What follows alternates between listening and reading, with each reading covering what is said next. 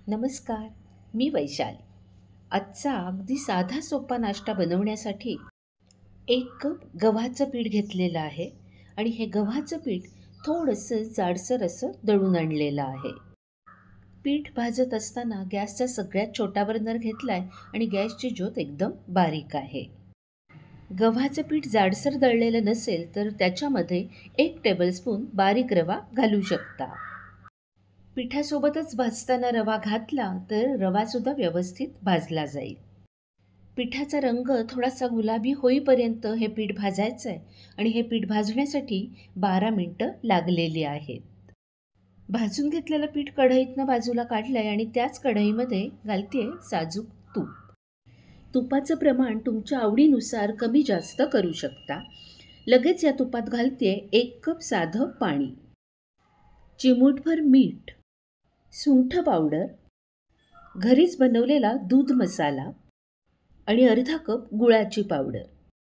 दूध मसाल्यामध्ये काजू, बदाम, पिस्ते, वेलची, केशर हे घातलेलं असल्यामुळे परत वेगळ्या या गोष्टी वापराव्या लागत नाहीत. आता पाण्याला उकळी आली आहे आणि गूळही विरघळलेला आहे. आता या पाण्यामध्ये हे भाजून घेतलेलं गव्हाचं पीठ आहे ते घालायचं आहे. हे पीठ एकदम घालायचं नाही आहे तर थोडं थोडं करूनच हे घालायचं आहे. असं थोडं थोडं पीठ घातल्यामुळे पिठाच्या गुठळ्या तयार होणार नाहीत. सकाळच्या घाईगडबडीत नाश्ता बनवण्यासाठीचा वेळ वाचवायचा असेल तर गव्हाचं पीठ भाजून नुसतं हवाबंद डब्यामध्ये ठेवून दिलं तर 1 महिना ते पीठ खराब होणार नाही आणि मग अगदी 5 ते 6 मिनिटामध्ये हा नाश्ता तयार होऊ शकतो. गव्हाच्या पिठाचा हा शिरा बनवण्यासाठी मला 1 कप पाण्यासाठी अर्धा कप भाजलेलं गव्हाचं पीठ लागलं आहे. उरलेलं अर्धा कप जे पीठ आहे ते मी एका काचेच्या बरणीमध्ये भरून ठेवणार आहे.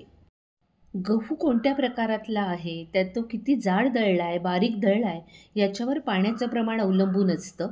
म्हणून मी सांगितलेल्या पद्धतीने म्हणजे आधी पाणी उकळवून गरजेप्रमाणे गव्हाचं पीठ घातलं तर हा पदार्थ कधीच चुकणार नाही.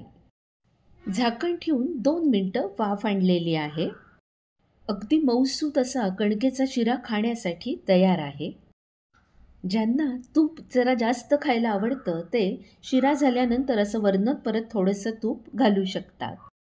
व्हिडिओच्या थंबनेलसाठी इथे काजू आणि बदाम घातलेले आहेत. एरवी याची गरज नाही. आणि हे बघा अगदी छान मऊसूत असा कणकेचा गुळाचा शिरा खाण्यासाठी तयार आहे. हा शिरा 3 माणसांना पुरेसा आहे. व्हिडिओ आवडला असेल तर लाईक करा, कमेंट करा, शेअर करा आणि हो, चॅनल सबस्क्राईब करायला विसरू नका. भेटूया पुन्हा पुढच्या भागात. नमस्कार.